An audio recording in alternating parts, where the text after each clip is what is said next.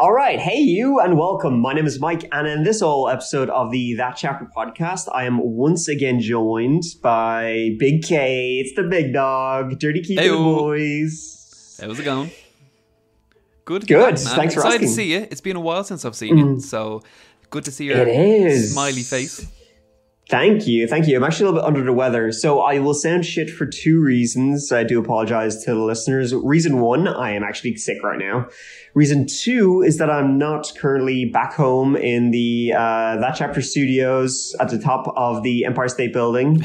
I'm actually here away from Keith. We are recording this via Zoom. Yep.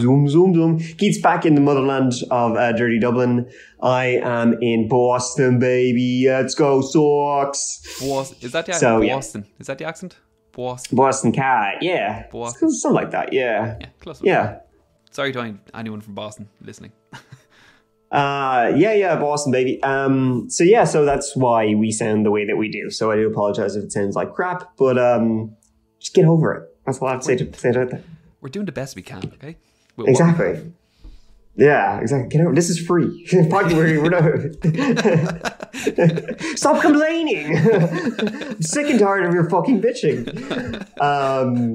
But yeah, so here, listen. So sorry about that. But so today, Keith, what are we talking about? Witches. Witches, baby. That's how we do it. Actually, more specifically, witch hunters. So the hunters of witches. I know, it's even cooler than witches because it's like the goes after witches. This is actually going to be a two-parter. So we got a whole lot of witches in this. We got the Malleus, Maleficarum, which is going to be a lot of fun to try and pronounce that true or cold. Then we got I think it rolls witches. off the tongue nicely. It does. It rolls off the tongue from my nasally ass fucking voice. Witch hunters, Malleus, Maleficarum, some king guys, some cock stealing witches. Kind of has it all already. Got like a little bit of everything in this whole episode. It has our boy. Maddie Hopkins. Maddie Hoppy, love him. Yeah, he's somebody we spoke about briefly on the Charles Walton episode we did a couple of months back. But we're going to do a proper deep dive into this guy because his story is pretty funny and really crazy. And I just thought he was one interesting character who kind of fucking rules in the worst possible way. But he's definitely somebody worth getting into. He's a complete asshole. Like, he's the worst person, but interesting at the same time. I know, but I feel like I would love to go for a beer with him because he's got some fucking crazy ass stories. I feel if you just went for a beer with him, you'd end up in shackles, though, accused of witchcraft. Yeah, definitely. All right, so in this whole episode, we are going to explore the origins of one of the most famous and impactful witch hunting manuals in history, the Malleus Maleficarum, and delve into the life of its author, Heinrich Kramer. We will examine how this manual swiftly spread demonological... See, I'm already getting tripped up here over my words with this goddamn cult. Demonological concepts across Europe, and how the ideas and beliefs it promoted regarding witchcraft and the behaviors of witches contributed to the broader context of the witch hysteria, something which has been going on time immemorial, leading up to good old 1692. Which, spoiler alert, we might be filming and recording in there soon. In the very near future. Very near future. So we are going kind of witch crazy on this one. After this, we'll do some weird serial killers or something. Absolutely, yeah. Like, this is a two-part episode, but I actually spent more time taking stuff out of it than, like, looking for stuff to add to it. It's like, no, I have to shave some off. It's too long. It was going on to, like, 3-4 episodes. I was like, that's too much. It's too many witches. So, but there's so much, and I still feel with what we have here, the content we have here, I still feel we haven't even like scraped the surface of what's out there. Yeah. Oh man. Well, this will do for now because this is a crazy one. It's a crazy everyone. We got some mad shit to talk about. So the influence of the Malleus Maleficarum and how it changed how witchcraft was perceived then led to King James VI of Scotland, who later became King James I of England, playing an active role in witch trials over a century later, where he personally investigated and interrogated some of the accused individuals. And finally, we will take a look at history's most infamous witch hunter, who, without the framework of the Malleus Maleficarum and contribution of fear and suspicion King James brought to the United Kingdom, we may never have heard of the Witchfinder General. Good old Maddie Hoppy.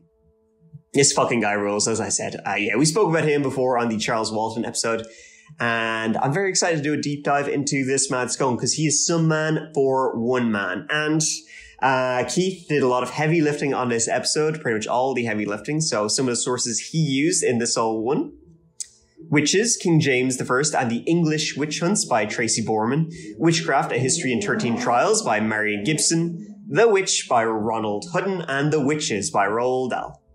All very impactful and important books regarding witches, of course. So let's give it a go. So, witch hunting in Europe became a prevalent practice during the medieval era and peaked in the 17th century. Those assigned the task of witch hunting were relentless in their pursuit of suspected witches, sparing no effort to identify and eliminate them. The precise count of individuals executed during the European witch hunting frenzy remains uncertain. However, estimates suggest that the numbers reach into the tens of thousands. They were slacking, as you can tell. It is worth noting that things were not always this way for witches and their magic. So in early history, the concept of magic was often viewed as an inherent power possessed by healers and shamans and religious leaders across various cultures. Many communities, they really relied on these magical practitioners who fulfilled both medical and also priestly duties. While there is some societies, such as the ancient Greeks and Romans, they regarded magic as intrinsically ungodly and evil. Most held a more ambiguous belief that magic could be potentially serve a beneficial purpose. Up until the 1400s, the church actually downplayed the significance of witchcraft. The church's stance on witchcraft didn't begin to develop from a theological standpoint until the conclusion of the Middle Ages. Prior to that, the church attempted to discourage it as mere superstition, rather than recognizing it as genuine power.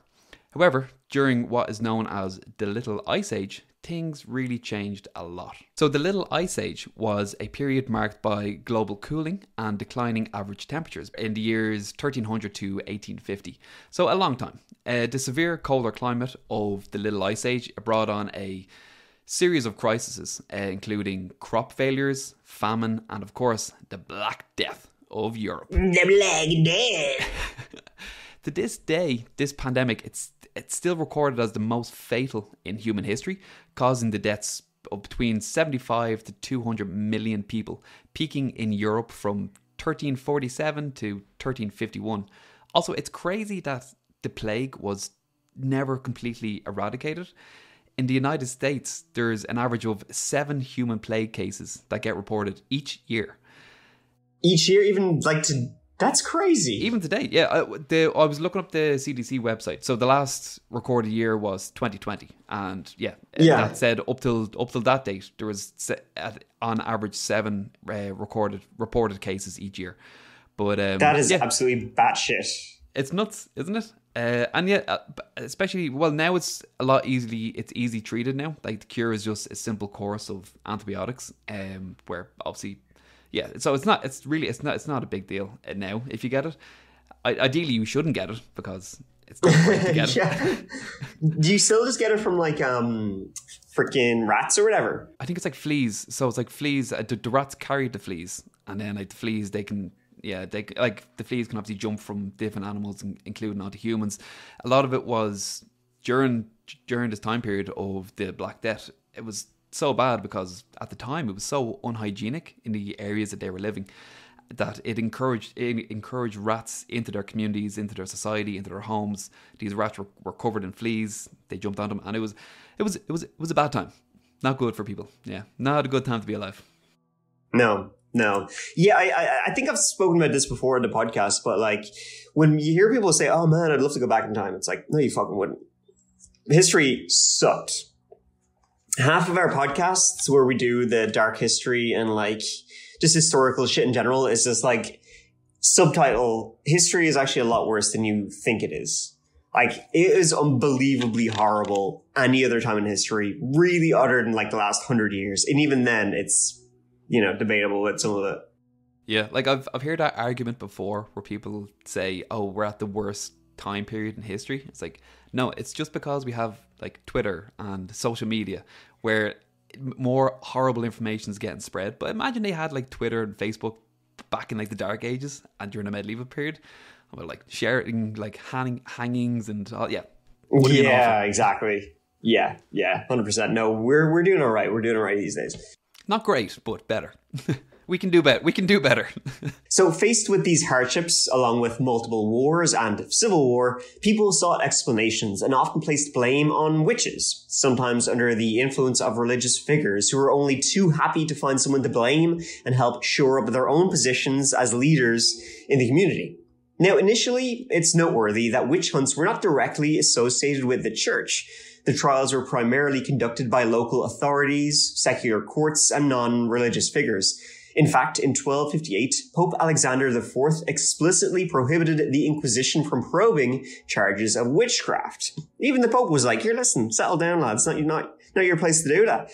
The primary duty of the Inquisition was to scrutinize cases of heresy, and they were not authorized to involve themselves in inquiries related to divination or sorcery unless clear heresy was evident. So they made a clear distinction between witchcraft and heresy. So if you were just like not Christian, you were doomed. But witches, it's not really our problem. Essentially was how they looked at it. You could fly around on your broom all day long to your heart's content, just so long as you showed up to Mass on Sunday. It's all good. Exactly. You're good. Yeah. It wasn't until 1326, nearly a century later, that the church reversed its stance and permitted the Inquisition to investigate matters of witchcraft. However, the main outcome of this change was the advancement of demonology, a theological field dedicated to the study of devils and demons. However, this all changed in 1484, when a public decree issued by Pope Innocent VIII denounced witches. This decree essentially recognized the existence of witches and authorized inquisitors to pursue and prosecute them. It gave them significant authority to investigate, prosecute, and suppress witchcraft. This official endorsement by the church also led to a growing hysteria about witchcraft within the public. So, with this newfound authority, inquisitors began to engage in witch hunting. Their actions were directly linked with the papal bull or decree issued by Pope Innocent VIII and led to the writing of the notorious Malleus Maleficarum, which translates to the Hammer of Witches.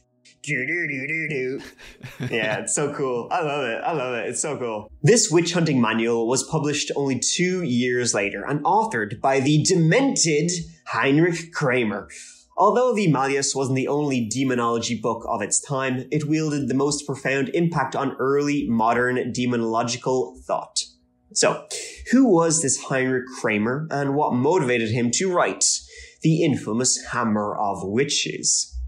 Heinrich Kramer was born in Schlattstadt, now Sélestat, Alsace, in the year 1430. This period witnessed attacks on the Catholic Church's hierarchy by reformers in the region. Although born into a shopkeeping family, Kramer chose a different path, and he became a monk. With his intellectual abilities, he swiftly ascended within the ranks, eventually becoming an inquisitor by 1474. While investigating various heresies, it was witchcraft that particularly intrigued him. He was mad for the witches, so he was. Mad about him, so it was 110%. During the 1480s, the majority of churchmen maintained traditional views of witches, regarding them as ineffectual dreamers involved in curses and charms. However, Kramer had adopted a different perspective. He believed that witches were devil worshippers who had forfeited their souls to Satan. In his view, they prayed to the devil, engaged in the killing of animals and people, and committed every conceivable evil act. Literally, our modern view of witches, well, mainstream view, let's say, it all comes from Heinrich Kramer. As a celibate monk, Kramer possessed limited knowledge of the women he suspected. He depicted them as shallow and vain creatures, seductive and untrustworthy, obsessed with sex and power. He attributed women's sexuality as a source of their guilt, while at the same time expressing his own fascination with it. He is essentially the original incel.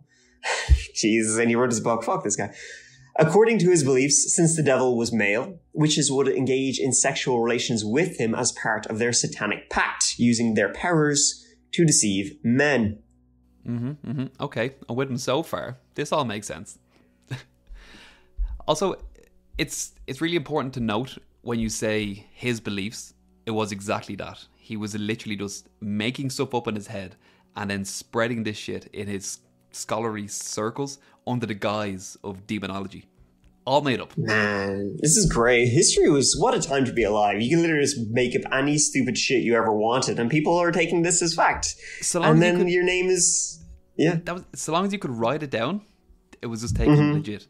Kind of like now. Oh, man, yeah. Yeah, that's true. That's true. Yeah. It's like these assholes who are spreading shit on Twitter. Yeah, man. No. Actually, that's a good point. Time hasn't changed that much at all. No, I read it somewhere. Where? Well, I wrote it down and then I read it. So. Yeah, exactly. It's true, though. I swear. During this period, Kramer was actively engaged in witch hunting. He subjected women to interrogation under torture, a practice unfortunately sanctioned by his role as an inquisitor for heresy. During these interrogations, he implanted ideas into the terrified minds of these women, leading them to confess to Kramer's wild witch theories. These women, under duress, would admit to various acts, including killing horses, causing storms, and engaging in worship and sexual relations with the devil. Some even confessed to making a man's penis disappear. Very nice. Yeah, this for all the guys who had micro penises. Oh, that was the witch. It was the witch. It's worth noting that the team of penis disappearance is a team that would come up. Hey, come up, hey. Again and again in the Malleus Maleficarum when he wrote it. Maybe he just obviously had a really small dick then, because he was obsessed with women and small dicks. That is what it is. There we go. We have solved this guy. Solved him. Once Kramer obtained the confessions he desired, the women would be sentenced to death by burning at the stake.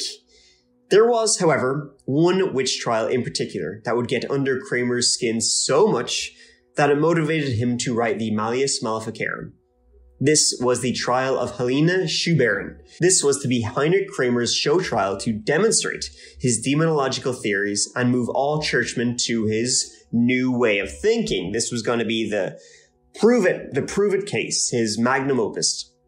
However, things didn't go as he planned, and instead he was left a bit red-faced and humiliated. By a fucking woman of all people. My God, that's the last person he wants. I know, by a bitch. Can you believe this? He was fuming. Fuming, so he was. In 1485, Heinrich Kramer arrived in Innsbruck, Austria, which was then under the rule of Archduke Sigismund, man, the names back then, of Austria. Although Sigismund wasn't delighted with Kramer running around his town looking for witches, he wasn't too keen on that sort of thing. He was like, yeah, no, maybe don't do it here. Kramer did report his findings to the Pope, and Sigismund wanted to remain in the Pope's favor, so he had to support Kramer and his little witch hunt. The first woman to be investigated as a witch in Innsbruck was Helena Schuberen. Helena was born and raised in Innsbruck. 8 years before Kramer arrived, Helena married a merchant called Sebastian Schuber. But she had another admirer, the Archduke's cook. Now, the Archduke's cook was unable, didn't have any luck trying to win the hand of Helena, so instead, he ended up marrying a Bavarian woman. Now, we don't know their names, the accusations they made to Kramer, they were anonymous. But in 1485, the cook and his Bavarian wife, they met Kramer in Sigismund's court and accused Helena of witchcraft. The cook told Kramer that he and Helena had been lovers before he married his wife, but things didn't work out and then they went their separate ways. Helena got married, and when the cook got married, Helena even attended the wedding, so things were pretty civil. They were doing all right. However, the cook then told Kramer that at the wedding reception, Helena told his bride, "You shall not have many good and healthy days here." Or maybe that in German. Or with an Austrian accent. I'm not really too sure. Otherwise, how would we know? Exactly. Yeah, there's no way of knowing. There was no translators back then. Who knows what she meant by this, and she probably likely didn't even say it at all. However, the bride said she believed a curse was put on her, and she only had one healthy month since her wedding. Now, this wasn't the sole accusation against Helena. Despite being married, a man named Jörg Spice, he had taken a keen interest in her. She must have been pretty hot, desiring more than just friendship, even though she was married. However, Helena rejected his advances, and tragically, Jörg passed away suddenly not long after. Yeah, the rejection was just too much to handle. Maybe she was a witch, who knows?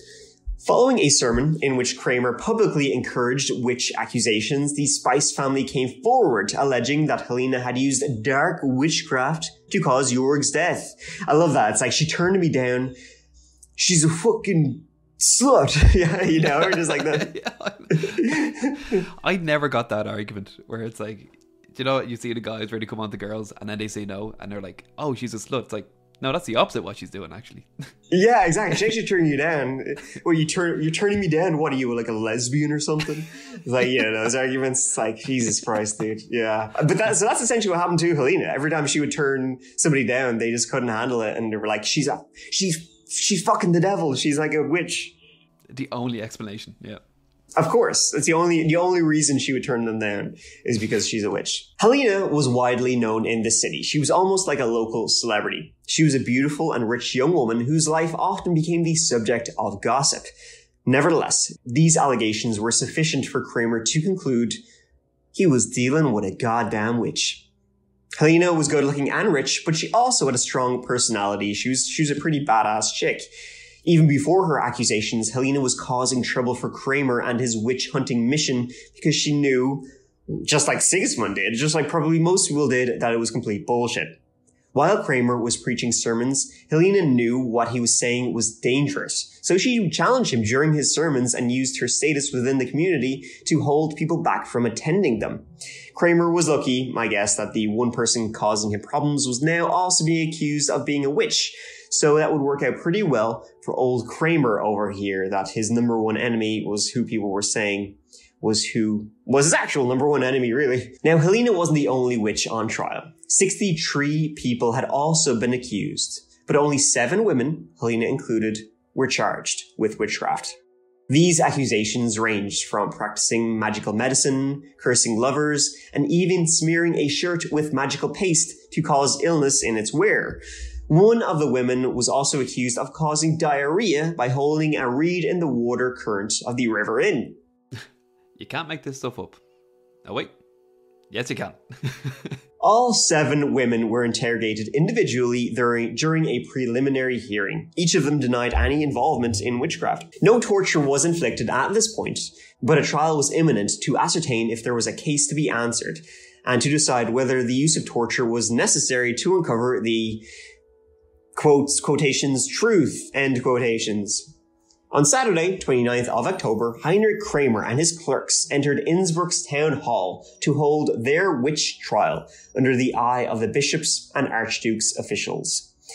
This was a church court, and shockingly, Kramer was even the judge. So he was the accuser, but also the judge at the same time. And so, yeah, that makes perfect sense. Yeah, all tied up, huh? Yeah, exactly. And he didn't exactly hide how he was feeling about poor old Helena. Helena Schuberin was the first to be called into court. She was brought into court from her cell under the town hall where she'd been held for almost a month. Kramer started his questioning with straightforward questions like, where were you born? How long have you been married? What is the name of your husband? Those questions, but in German. Standard stuff. But then he asked, were you a virgin at the time of your marriage? Were you a virgin or were you a slut? Essentially is, I guess, the implication from this question, which is an absolutely shocking thing to ask of any person, let alone a well-respected woman in Innsbruck. And Helena, rightly so, told him to fuck off. She refused to answer the question. Even one of the bishop's officials chimed in asking Kramer why he would need why would he need such information, and then told him to move on with his questioning as these kind of matters are hardly a concern of the case. The bishop spoke for the local church, so Kramer complied. But as he continued his questioning, the bishop was clearly frustrated and interrupted again, asking Kramer why had he not produced written charges in advance of the hearing. There was no official, affidavit, charges in writing. Now, Kramer was flustered by this, and he said, Jesus, yeah, I'll get right on that. And so he's like, give me like a few hours, give me like 5 minutes. So he literally... his homework. Yeah, exactly. He's like, oh shit. Yeah. He's like, oh, can we stop this now? Can we just take a time out? He went, asked for a couple of hours so he could go write the charges. And then when the trial proceeded a couple of hours later and everyone took their seats again, this time Helena was not alone. With her was Johann Meerwart, a hotshot lawyer who specialized in church law. There was no explanation for how or why he was there, but he stated he would act as a legal representative for Helena and the other accused women. Johann proceeded to tear into Kramer and demolish his whole argument, saying it was ridiculous he was a judge and he himself should be thrown in jail. He then said he would appeal the matter with the Pope, of all people, at which point the bishop jumped back in and basically said, okay, yeah, let's not calm things down here. You don't need to get the big guy involved. How about we take a weekend to cool off? We meet back here on Monday. And that's what happened. The court was adjourned until Monday. 2 days later, on the last Monday of October, which also happened to be Halloween, the court reconvened. Kramer was no longer a judge, and the bishop concluded that this trial was in violation of the legal system, and the woman was to be released.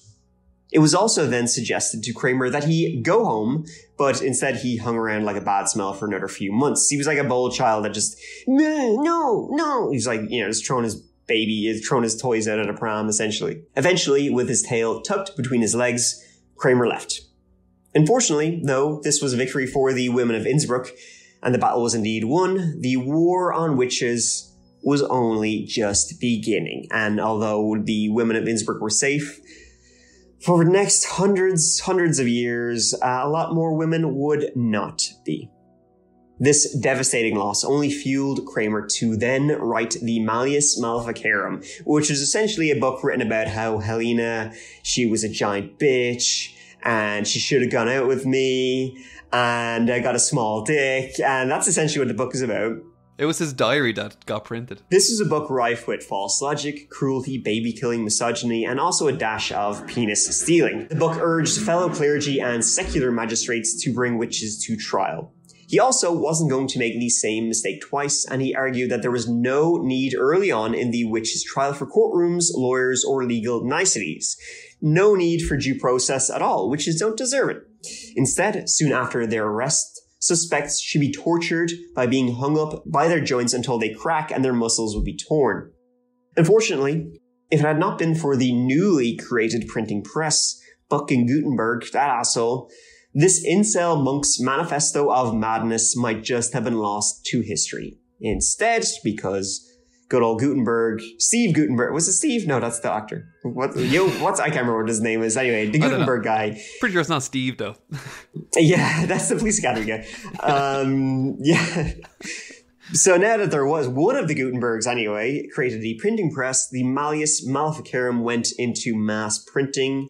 It became the second most popular book in Europe, second only to the Bible. It's a good book. There was a lot of penis stealing in this book. Like the Malleus Maleficarum, more like Phallus Maleficarum. Nice. That's good. You like that? I like that? Yeah, I love it. I love it. Write that down. I woke up in the middle of the night last night and I thought of that, and I thought it was the funniest thing. So I got out of bed and I wrote it down. And you know what? I stand by my late night thoughts. But but seriously, Craig Kramer, he genuinely was anxious about these penis-stealing witches who kept these wriggling, dismembered members as pets. So the Malleus Maleficarum is filled with evident concerns about female sexual desire, and numerous offences ascribed to witches revolved around their sexuality, such as engaging in intercourse with the devils, facilitating abortions, inducing sterility and stillbirth, and obstructing sexual relations between husbands and wives. We actually talked about this in the last one we covered of the story of Christopher Case. So the devil, he would obstruct sexual relations between a husband and his wife by slipping in between them and basically taking control of the man's penis to make it not work. What a prank. Only the devil could pull that one off, huh? Pun definitely intended there. Yeah, after a couple of glasses of whiskey, oh, the devil's got my cock. That's why it's not working. Yeah, I love that. But witches, they were believed to possess a range of magical powers that could disrupt male sexual function. The most ominous being the capacity to completely make the male organ completely disappear, which is what you mentioned earlier. Ooh. In the Malleus Maleficarum, it details 3 specific case studies in which witches were claimed to have mystically deprived men of their penises. The initial 2 cases simply involved men having their private parts hidden through some magical illusion or trick. In the book, Henrik Kramer explains witches can take away the male organ. He then goes on to say, not indeed by despoiling the human body of it, but by concealing it with some glamour. So, yeah, right. I like concealing it with glamour. That sounds great. No, right? It sounds great. Like, you just look down, it's just all sparkly and like a disco ball. Yeah, it looks fabulous. I think it looks better. So basically, to the men who had their dicks taken away, they would think that they looked like Ken dolls. But for the women, they just saw a penis that couldn't get hard. The third account, however, discusses the concept of witches keeping the detached penis as companions, nourishing them with oats and other nutritious grains. So this is from the book. What shall we think of those witches who somehow take members in large numbers, 20 or 30, and shut them up together in a bird's nest or some box, where they move about like living members, eating oats or other feed? This has been seen by many, and is a matter of common talk. It is said that it is all done by the devil's work and illusion, for the senses of those who see are deluded in the way that they have said. This is my favourite part, by the way. Kramer goes on to recount a man's endeavour to reclaim his lost organ or dick. So according to his narrative, the unfortunate emasculated individual, he approached a certain witch who directed him to climb a specific tree where there was a nest containing many dicks, and allowed him to choose anyone he liked. So it's sort of a dick tree, if you will. So this man, he climbed up the tree and he decided to, as I'm sure most people would, he decided to pick the largest one he could find. And he was like, oh yeah, that's mine, that's definitely mine. Doesn't matter about the colour, that's mine.